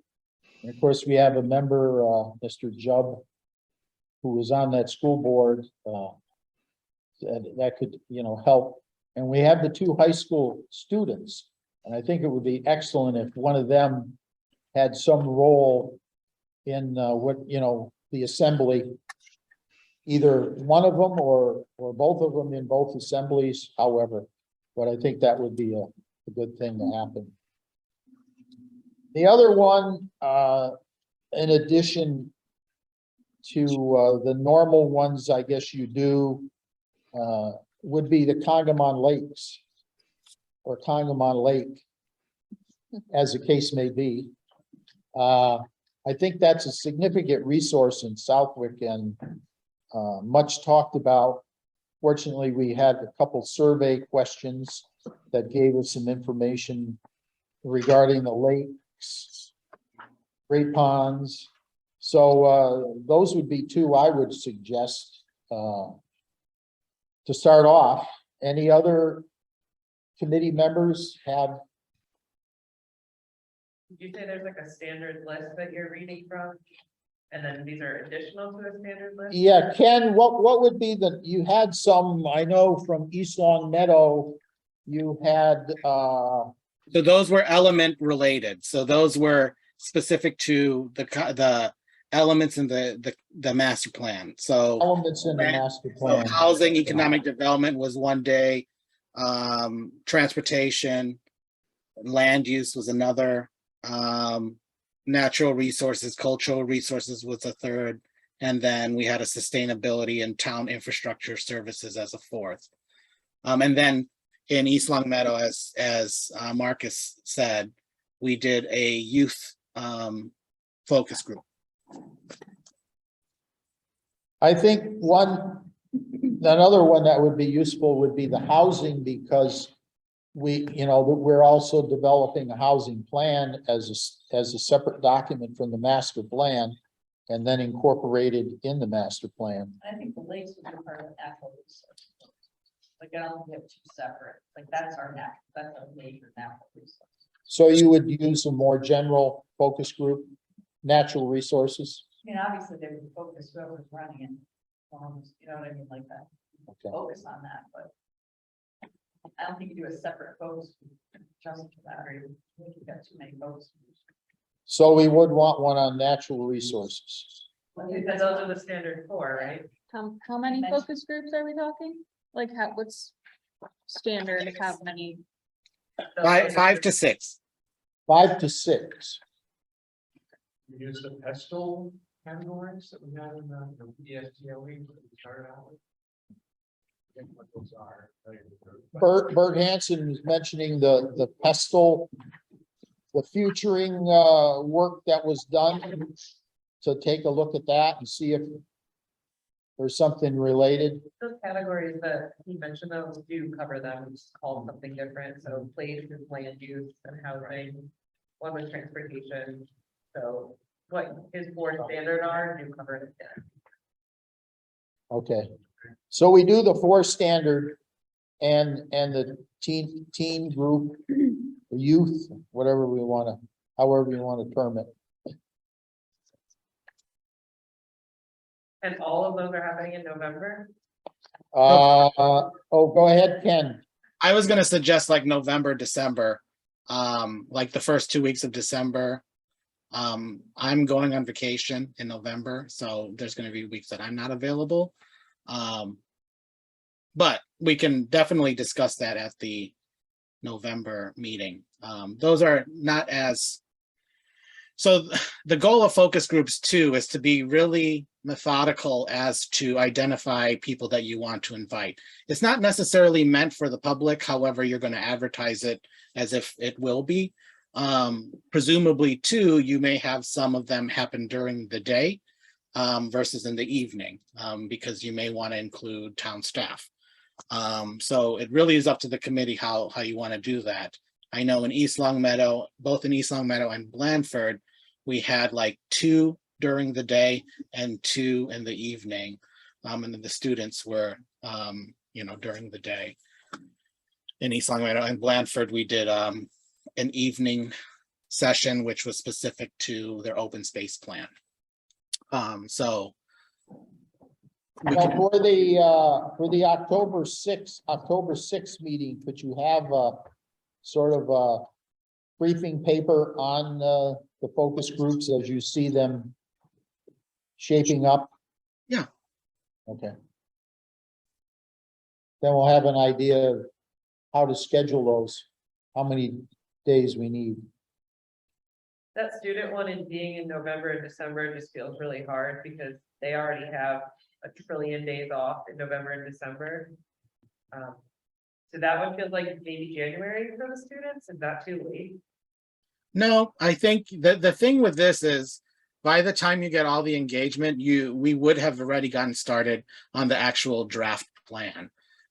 Because obviously, and I have staff working on the draft plan, identifying what they need to do for the component that gives the baseline and incorporates census data, which you'll see in the PowerPoint when we put data down. So you can have and whatever works with regards to that student one. January is fine.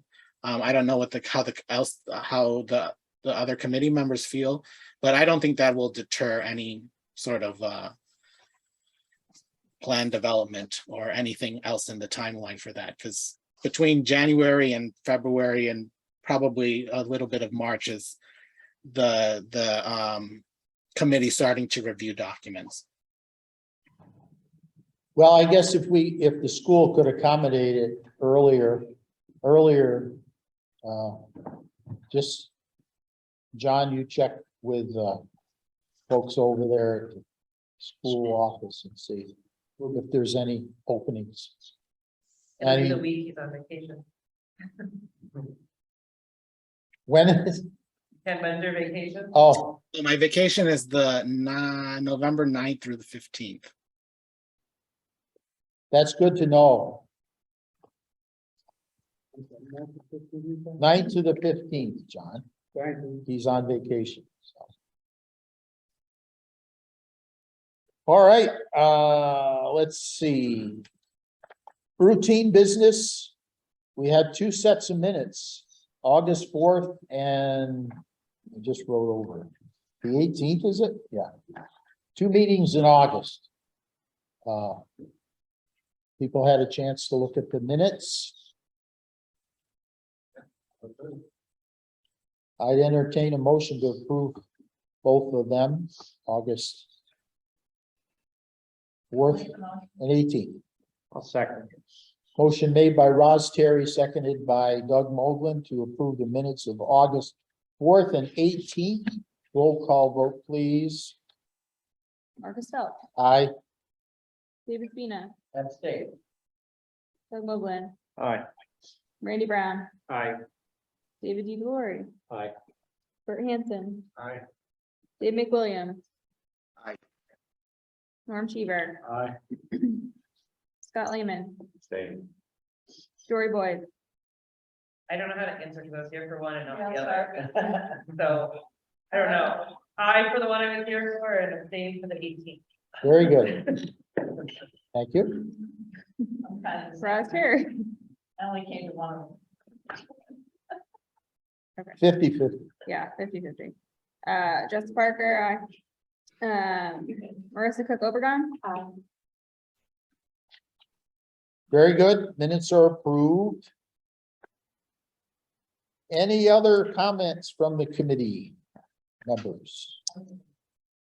I just wanted to find out how we are going to RSVP for sure. Did you, Yeah. were we talking about a button On the or website, yeah. on the website? They'll have to go on the website to RSVP for the event. Yeah, I think that's the easiest. Okay. It's out for 2040, we'll replace the survey button with the button RSVP. Okay, And then I'll probably go into an Excel sheet or something that we can good to put that in. okay. Do we also give his phone number so people who like can't handle it can call him and be like, Mr. Goddard, I'm coming? I have 6 children that I need childcare for. Can we utilize that email list to send out the notice on the, Yeah. visiting sessions? Make sure it goes out. Yes. You gotta make sure you send it out that way. And that they come off before we post it. Right, we have to be careful that it's each person and not share the whole list. We know how to do that, right? We do know how to. You know how to do it. I think he's got that. Yeah, I think he's got that. We're all very confident. Don't let me speak. Okay, so I've taken copious notes on people volunteering for the different positions. Oh, registration table. We need a couple people at the registration table. David, thank you. Nothing too technical. No, it'd be handing out whatever materials we have it hand out. Who's actually ordering like food? I'm going to rely on Megan Light to handle that. Since Does she know? she's available. She does now. But if you have anybody else that you're thinking would be wanting to, No, do- it's just something we didn't talk about. yeah, I'll volunteer to make two things. Barb Westcott will also involved with refreshments. She said she makes- Oh, makes them, okay, makes- Marcus needs 2 for registration. Yeah. okay. John Goddard, can you give all the virtual attendees cookies, please, when they log in? Oh, Yeah, their web oh, browser. yeah, Sorry. Good one. that's a good one. So Bert, what day would you be? You'd be here both days? I can be here both days, yeah. Okay, good. And David? Yeah, I can do both. All right, wonderful. All right. Folks, Motion to adjourn. don't forget to pick up your little gift here. That includes Mr. Goddard, and I'll hold yours, David McWilliams. I'll entertain a motion to adjourn. Oh, do we have minutes to pass around for signing? Why don't we sign those? All right, they're approved. We'll sign it next meeting. Motion's on the table. Motion to adjourn. Aye. Bert Hanson made the motion, second. Yes. Ross Terry seconded. All those in favor of adjourning? Thank you. Thank you, Ken.